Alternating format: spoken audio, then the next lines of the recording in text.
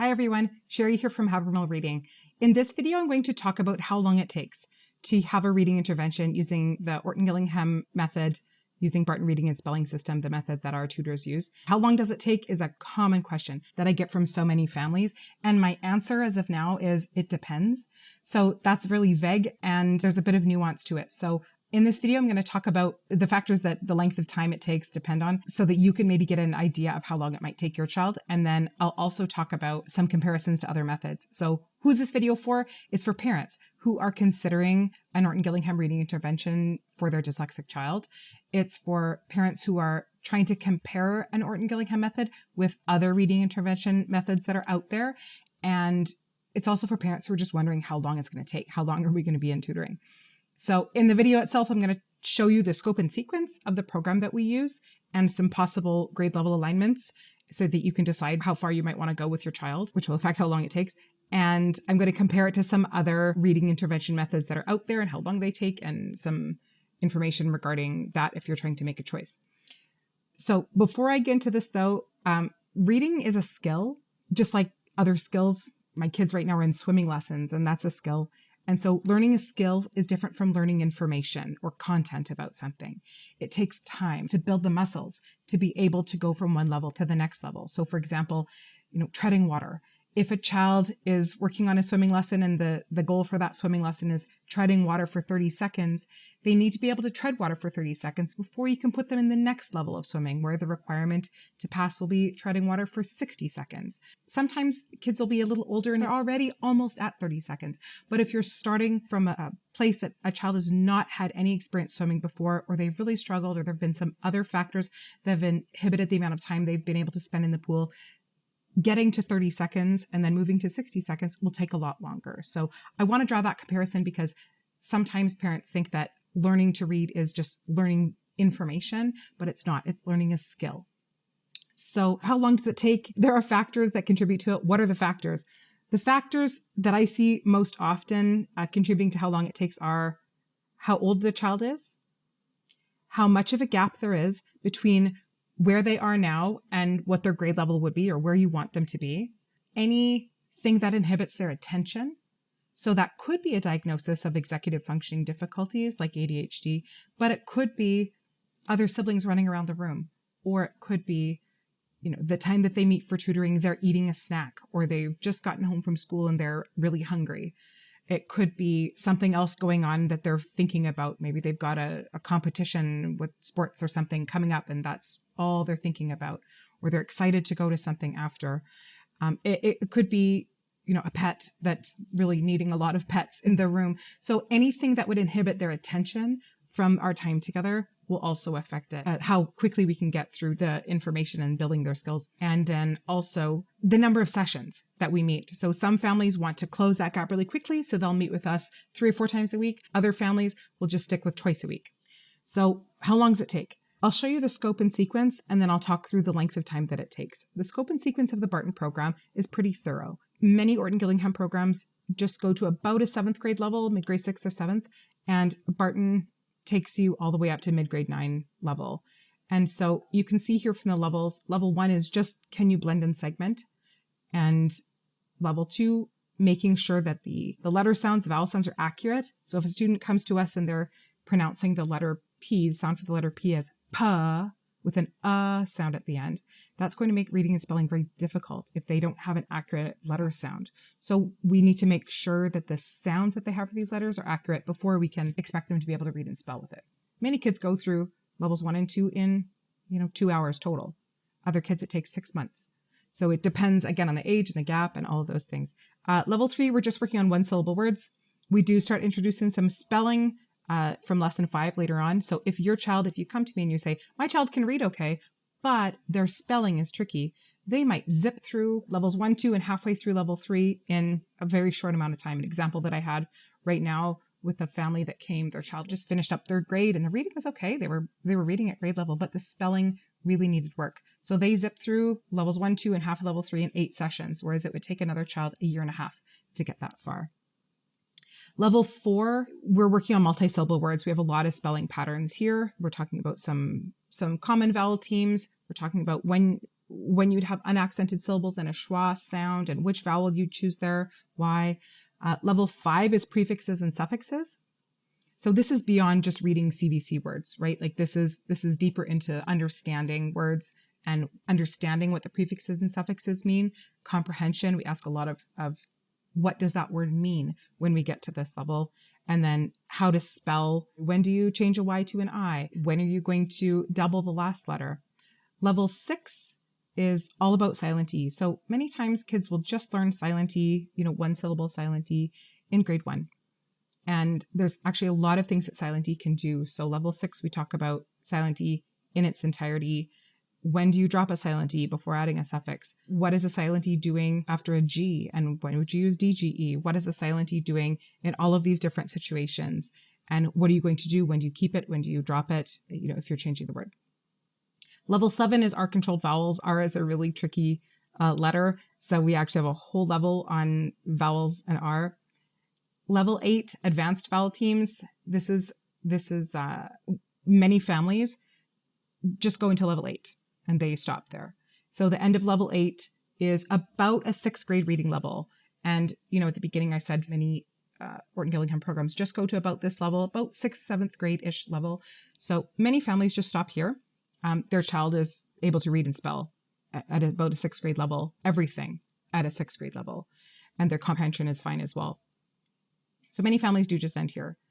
Other families, though, especially if their child wants to go to college or university, will go beyond that to levels 9 and 10. So in levels 9 and 10, we talk about influence of foreign language. We hear level 9, we talk about French. There's a little bit of Greek.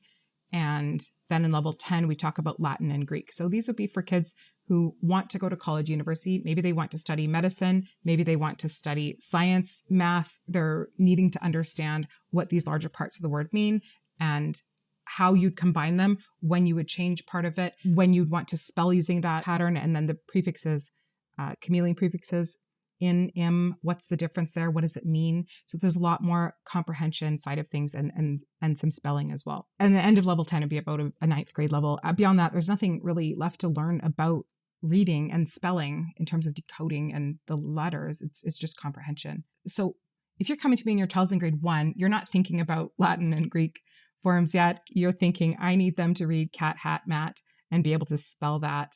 But I'm just showing you the whole scope and sequence so that you can think through what might be the best fit for your child. So how long does it take? Like I said, the first thing is age. If a child comes to us and they're in 5th grade and they're reading at 1st grade level, there's a 4-year gap between where they are and where where you want them to be. That's going to take longer to close that gap than it will be for someone who's just finished grade 2 and they're only 1 year behind. So in my experience, this has been pretty accurate. Barton's recommendation on how long it takes to get to grade level, not to complete the whole program, but to get to grade level, is somewhere between 18 and 36 months. And think about that. If your child has just finished grade 5, they're reading at a grade 1 level, there's a 4-year gap.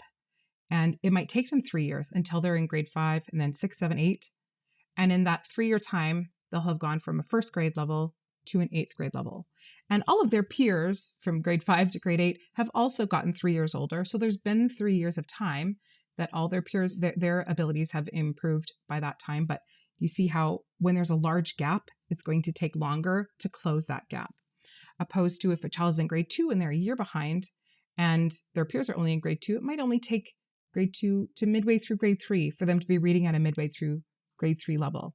Of course, they're not finished everything in the Barton program at that time, but their scores at school are not showing that they are a struggling reader anymore. They might not be red flagged for any special education help, or they'll be able to get by doing what their peers can do, reading the books that their peers can read with some confidence. They will still need help. They're not finished if they're only reading at a grade 3 level. And I say that because Barton doesn't totally align with grade levels. So as you can see, silent E doesn't come until much later in the program. And that's because we talk about silent E in a spelling sequence. So we everything that you can read, you can spell. And often silent E comes in grade 1 for kids in a school setting. So it's difficult, or I can't really align saying, at this level of Barton, your child is at this grade level reading. But what will show up is that in your school screeners, your child will not be struggling anymore, or the teacher will at least be saying, wow, something's happening. What's going on? They've made significant progress in that time. I also want to mention too, some families, their goals are different. So some families, their goal is just to get to grade level and then they're done. And so for them, maybe that's just 18 months, depending on the gap. Maybe your child is an okay reader, but really needs help with spelling. So we zip through these first few levels quite quickly and they get to some of the spelling patterns. And like I said, their reading is okay. It's just spelling. And so the gap between where they are and where they want them to be isn't quite as big. Maybe they just want to get to grade level and you're happy with that. So that'll take not as long as it might take for someone who has some profound difficulties and is a non-reader and is a number of grades behind.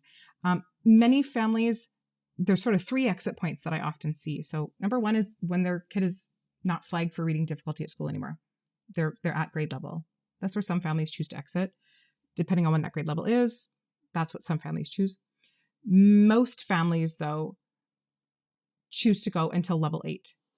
And that's because they see that the value of what their kids is learning is so much more in depth and appropriate for their dyslexia or their learning difficulties. And they're not learning this stuff in school because they're not teaching it in a way that is a good fit for them. Or maybe they were pulled out of class, or by the time they were learning about this topic, they were so far behind that they missed it, or there could be various reasons. But most families go until about level 8. And other families, like I said earlier, if we work with many kids who are very bright. And so many of them have plans to go to college or university, and they want to have as much instruction as possible in language so they can do that well, and that their reading and spelling is not an inhibiting factor for them. So they will go to the end of level 10. So again, it doesn't quite answer your question of how long you're going to be here with us. You're free to come and go, at your own discretion. When we work with families, it's not a forever commitment.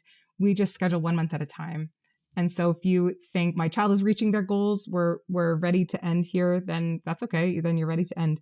But the timeline for most families is either grade level or finishing level 8. I'd say that's the majority of families, or level 10. And the length of time is to get to grade level. So not to finish the whole program, but to get to grade level is somewhere between 18 to 36 months.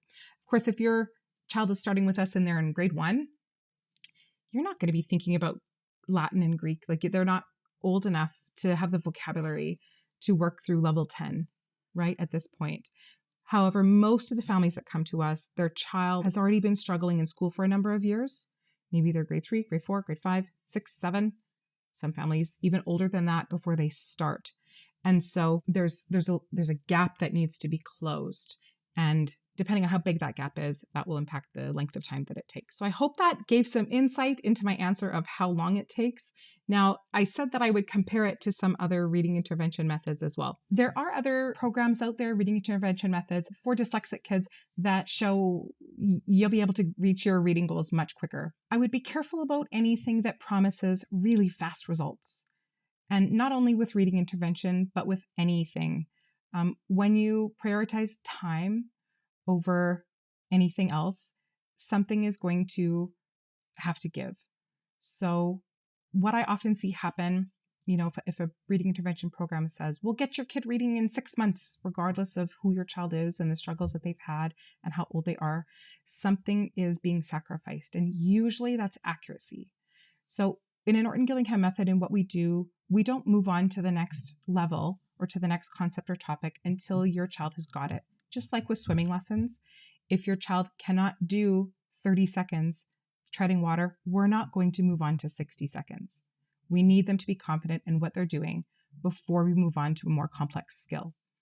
So we require 95% accuracy or higher on the skill or on the level, on our post-test of each level, before tagging on and adding on information from the next one. That's our accuracy threshold. That is pretty standard in a lot of schools in their reading testing. Even in a balanced literacy, if your child is still going through a Fontes and Pinnell testing system, that is the threshold for accuracy there is, above 90%.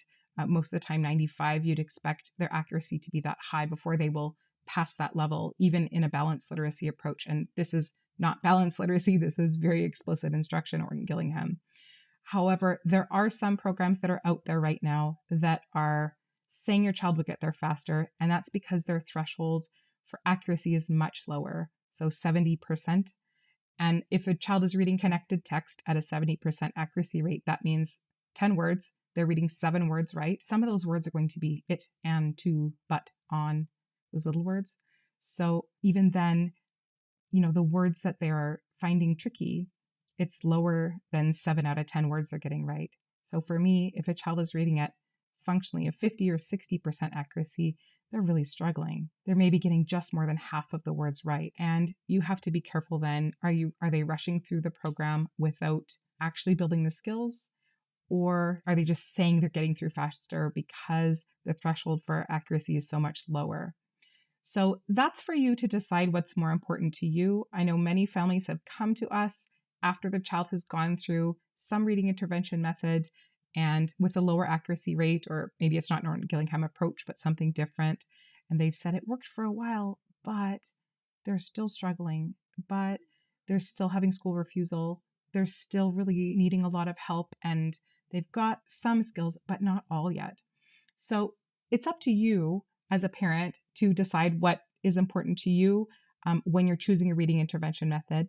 If you are interested and if you're considering other intervention methods out there besides Orton-Gillingham, or besides, we specifically use the Barton reading and spelling system as our primary resource. But I would encourage you to contact the publishers of the company and ask them, not for a white paper, a paper that the company themselves has published, but ask them for independent studies done to show the effectiveness of their program, specifically for kids with dyslexia.